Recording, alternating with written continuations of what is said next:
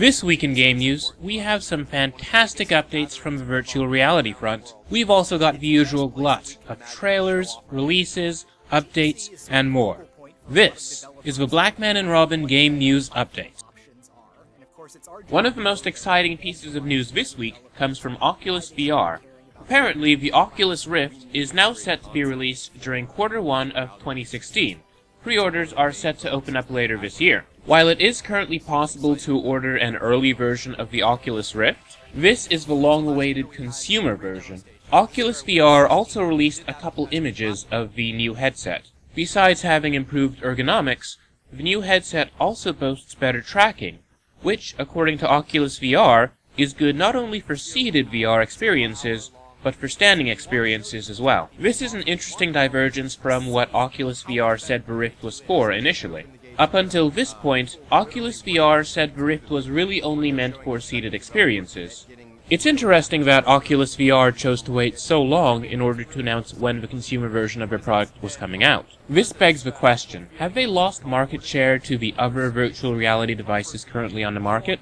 From the looks of things, not quite. While the Oculus Rift has paved the way for other head-mounted displays, the majority of them either aren't really competition for the Rift, seeing as they're not quite of the quality promised, or they're impractically expensive. Oculus VR chose to wait until their product was just right before offering it up to the public. Between the launch of their Kickstarter project and now, the market for virtual reality has as good as proved itself. People do want good VR experiences, however, they also want them to be affordable. So, what do you think? Did Oculus VR wait a little bit too long to get the consumer version of the headset ready? Did they lose too much market share in the process? Or was it wise of them to pour so much time into the development process so that the final product would be as good as possible, and yet affordable? Hit us up and follow on either Twitter or Instagram at Blackman and Robin. If we like what you have to say, we just might feature you on the show, and our favorite comment will win something a little unusual this week. This week, it's the Golden Jubilee Bundle from Indie Royale. Now, this bundle has some really weird games. Stuff like Ballads of Remus, When the Bed Bites, Bird Assassin, Zombie Football Carnage. I wish I could make this up. Now, are these games any good? Well, I can't say for certain. You, however, can. So, just be sure to let us know what you think about Oculus VR and this latest news. Immersion for travel. Architecture firms can lead you through, a house that you're thinking of building. Virtual tourism. Museum exhibits. Physical training apps. Yoga. Volleyball. Kung Fu.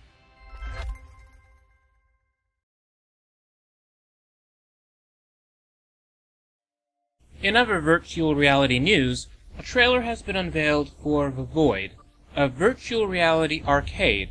Now what The Void is promising is not a bunch of people sitting on chairs lined up to use virtual reality. Rather, their aim is to have not just standing, but walking and running virtual reality experiences. What The Void will employ are virtual entertainment centers, which are essentially large buildings with labyrinths in them. These labyrinths will be used in conjunction with custom VR headsets, as well as vests, in order to simulate a wide range of things. This is including, but not limited to, heat, cold, scents, liquids, vibrations. The ultimate goal is to create the illusion of miles of terrain or massive structures. The goal, essentially, is to create the illusion of a place. This virtual reality that involves all 5 senses is promising all sorts of arenas. We might have castles, or dinosaur safaris. Ray Bradbury fans will be excited for that one. Or perhaps futuristic battlefields. All of it is really quite exciting. Whether or not it lives up to the hype remains to be seen. The first Void Center is set to open up in Utah sometime in 2016. Personally, I really like the concept of the Void, although A, I think that a better name would have been the Sensorium, and B, I'd really rather not pass judgment on something like the Void until I've experienced it for myself. That said, I have experienced virtual reality that employs more than one sense. During the 2014 New York Comic Con, I got to experience something called Dragonflight.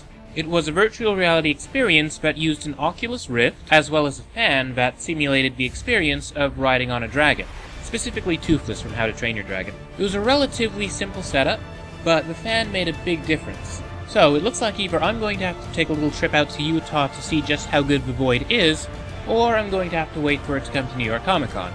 Perhaps we'll see a smaller version of the Void for trade shows? Perhaps.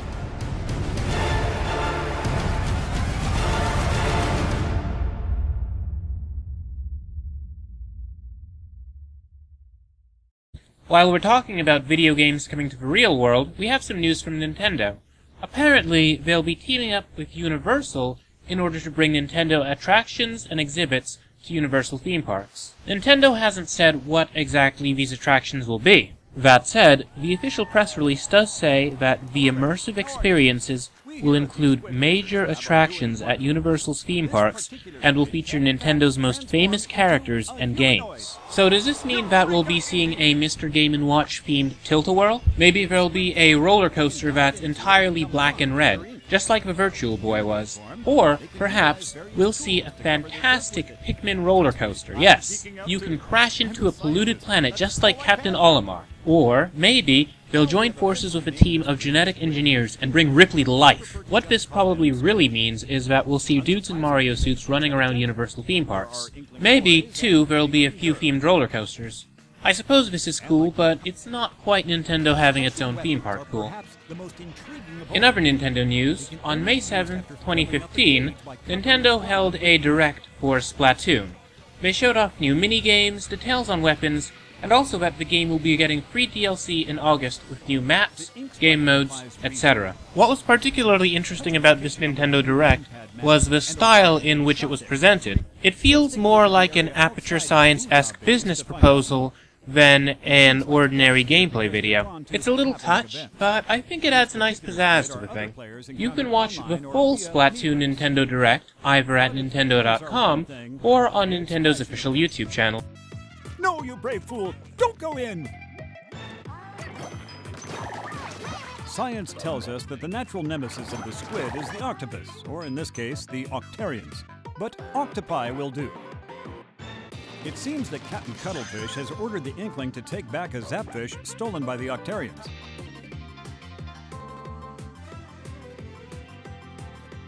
There are many types of these octopi, and they'll use whatever arms necessary to stop the Inklings.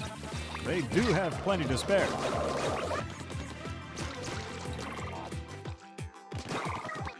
Just look at all those gadgets. And gizmos. If you've been in the market for a roguelike platformer and you own an Xbox One, great news! Rogue Legacy is coming to the Xbox One on May 27, 2015. I've played a bit of the game on PC. It's pretty interesting. In Rogue Legacy, you play as a knight, and inevitably, you die while storming a castle. This, however, is not the end of your legacy. You become one of the knight's heirs, and each heir has a different genetically inherited issue. For instance, you might be colorblind and you'll see the entire game in black and white. Or you might be born a dwarf. As a result, you'll be small enough to fit into tiny spaces. Rogue Legacy is a really creative game and it's already on a bunch of other platforms. Mac, PC, PS4. If you own an Xbox One and you haven't yet played it, it's definitely worth picking up. One game that caught my eye this week was Epanalepsis. Now, Epanalepsis was inspired by the works of Philip K. Dick. It follows the lives of 3 characters in the 1990s, 2010s, and 2030s. Each of these characters encounters something truly strange in their own time. There's not too much information about what they encounter, but from the looks of things, the game is going to be very mysterious. It has this great aura of mystery and intrigue about it. Hopefully the atmosphere is as good as the trailer is promising. Epanalepsis is set to come out on May 21st, 2015 for Mac, PC, and Linux. As a fan of all things cyberpunk, as well as point-and-click adventure games, this is definitely something I'll be keeping an eye on. Mirror's Edge is a game that's focused very heavily on movement. We've had parkour artists come in, talk to us. They can teach us a lot about the moves that we have in the game and how we can also expand on it. Remember that new Mirror's Edge that everybody's been clamoring for? Well, fantastic news, we finally have a release date on it. Or at least a vague idea of when it should be coming out that's totally not final. According to a document meant for EA shareholders, the new Mirror's Edge is set to come out Q4 2016. Now again, this is according to the document, and it says that all launch dates are subject to change, so make of that what you will. That said, EA is making a pretty big deal over the new Mirror's Edge, having included it in this document that's essentially an forecast of their profits for the next year. Also spotted, there's going to be a new Need for Speed coming out, although we don't have any juicy details on it. Hopefully, the new Need for Speed game is better than the Need for Speed movie, which, let's be honest, a lot of things are better than the Need for Speed movie. Trying to wall run while wielding a machine gun in the original Mirror's Edge was a better experience than the Need for Speed movie. Now, if you're looking to play something unfinished straight away, I have some good news for you. Black Mesa has just been released on Steam. Now, what Black Mesa is, well, at least was originally, was a mod for the original Half-Life that updated the game's graphics and sound. It was essentially Half-Life, the HD overhaul. Black Mesa was one of the first things to get approved on Steam Greenlight, and now Black Mesa is going standalone. While the original Half-Life mod version of the game is still available to download for free, the standalone version of Black Mesa will cost you money. Still, even though the standalone version of the game is in early access, I've heard very good things about it. If you don't own the original Half-Life, but you'd still like to play Black Mesa, or perhaps if you would just like to support the developers, you should definitely check this out on Steam. One rather unusual Steam release this week was for a game called Last Word. Now, Last Word is set in a society where having the last word means having power over others. In the game, a small party has been disrupted by a gentleman who's politely issuing orders via a one-way intercom. They have to do what he says because there's no way to effectively last word him. This is one of the weirder games I've seen this month, but I really like the idea behind it.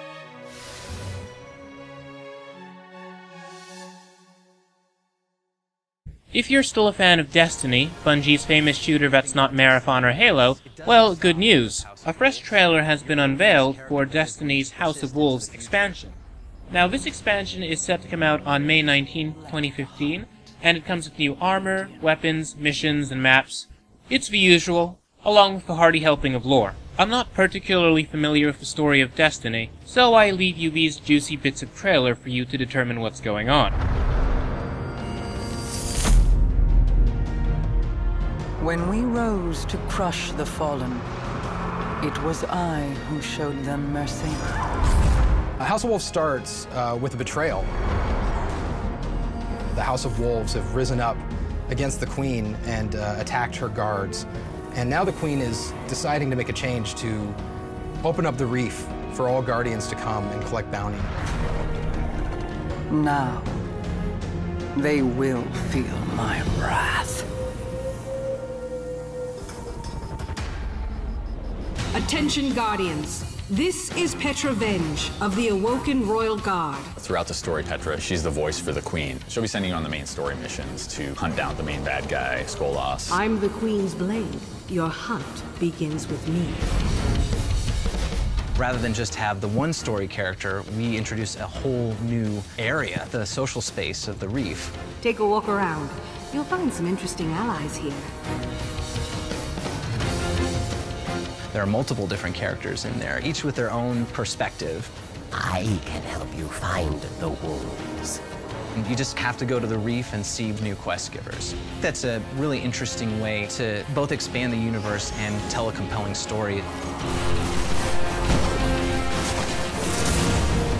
The team really wanted to explore more activities for the player, new weapons, armor, and gear to earn. House of Wolves will stand forever. Once you've completed the story, the Prison of Elders opens up to you, and Varix is your guide through that.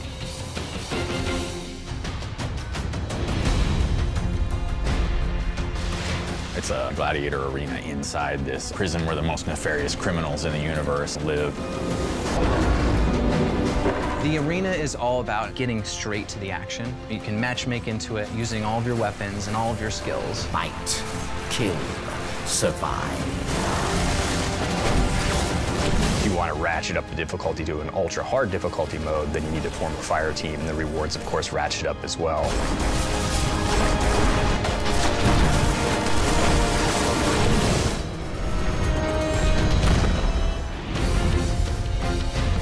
A lot of people want to take their Fatebringer or their weapons or gear from the Vault of Glass or Crota's End, and they want to still use it. So all legendary gear, weapons, armor can be brought up to level 34.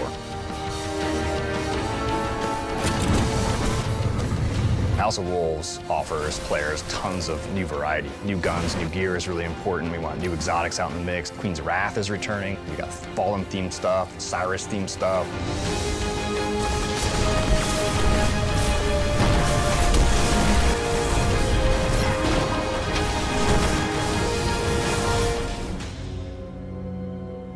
Let the hunt begin. Batman fan? Great news. A new video was released for Batman Arkham Knight that shows off behind-the-scenes footage of the voice cast. Now, while we're talking about Batman Arkham Knight, we do have some rather interesting news that caused a bit of controversy this week. Apparently, Batman Arkham Knight is going to come with a $40 DLC pass on launch.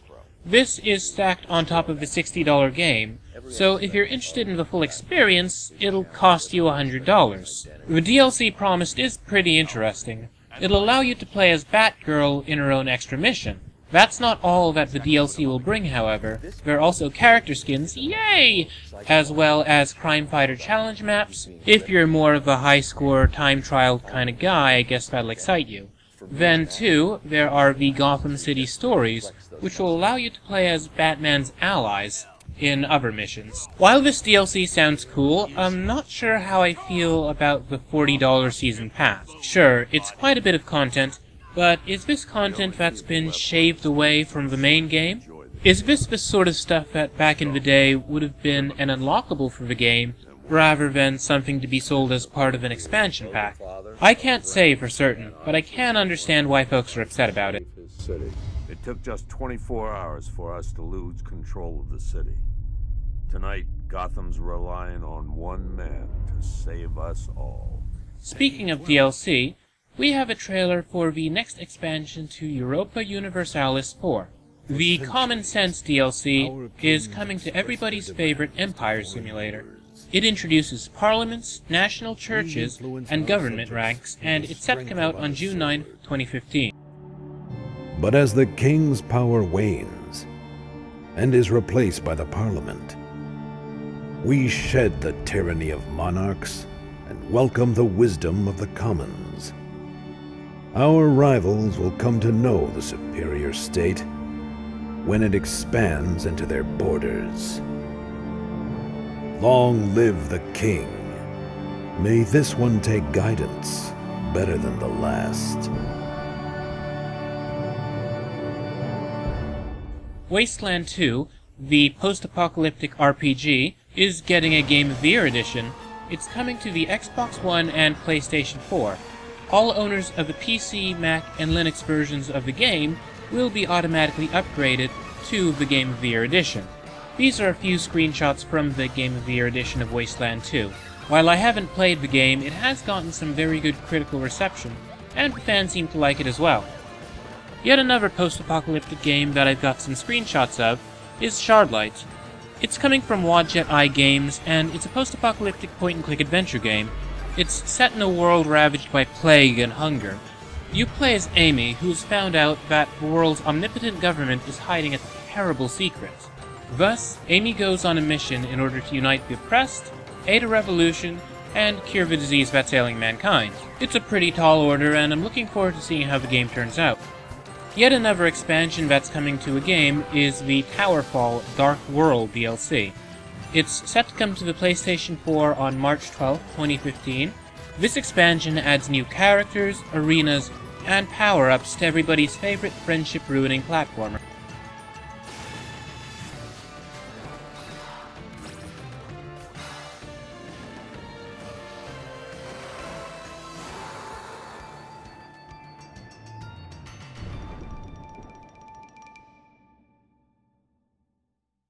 One trailer that caught my eye this week was for a game called Software Inc. Software Inc. is a tycoon game. You run a software company, you design buildings, and you manage your employees. It's been described as a cross between Game Dev Tycoon and The Sims. Right now, it's available in early access on Steam, and it's gotten some really good reception from the players who've tried it thus far.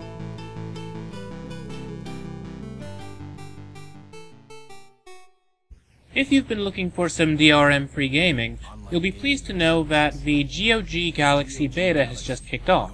The Galaxy is GOG.com's answer to Steam. It's essentially a client for games that you buy on their service. It allows you to manage the games that you have installed on your system, but unlike Steam, your games will run even if you don't have Galaxy running. It's billed itself as an optional client. I've tried it out, and I have to say that I like it. It's very lightweight, it's simple, has a clean user interface. If you'd like to try it out for yourself, just go to GOG.com. There, you can request access to the beta. Now, we have a winner from last week's contest, specifically regarding the Cry Witch demo from Square Enix. CherryPie55 says that, though the tech demo is beautiful, since it ran on 4 NVIDIA Titan X's, it'll be about 2 to 3 years before a normal consumer could experience it. Frankly, I think we're a little bit more than 2 to 3 years out, but I appreciate the sentiment. Congratulations, CherryPie55. You've won a Steam key for Distant Star, Revenant Fleet. If you still want to win a Steam key for Distant Star, Revenant Fleet, just head to blackmanandrobin.com and check out the 365-day giveaway. It's free to enter. You've got nothing to lose. If you're a person like me and you have a lot of games that you have to love, sometimes you'll forget about one. For me, I forgot about Robocraft up until recently. You see, Robocraft just got a very interesting new update. This update brings MOBA-style gameplay to Robocraft. Now, Robocraft, in case you've not heard of it, is a multiplayer action game in which you build your own fighting vehicle. This MOBA mode essentially puts 2 very tall structures at either end of the map. Your goal is to reach the enemy structure and destroy it. It's simple, but it's very interesting because, unlike in most other MOBAs, you're building your own robot here, so there aren't really any predetermined classes. If you haven't played Robocraft in a while, or if you have yet to try it, check it out. Finally, we have the Kickstarter video for a game called Station. It's a psychological horror game inspired by Alien and Lovecraft, and it's set aboard a mining facility beneath the Arctic Ocean. As you may guess, something goes horribly wrong, naturally, and some of the people on board become insane. In order to survive, you need to take advantage of your knowledge of the characters, and the universe, and the environment aboard the mining station in order to figure out who's sane and what exactly is going on. Well, that's it for this week's game news. Be sure to follow at Blackman and Robin on Twitter for all the latest game news, reviews, previews, and interviews. Be sure to follow me at Jordan_Cameron for my other views.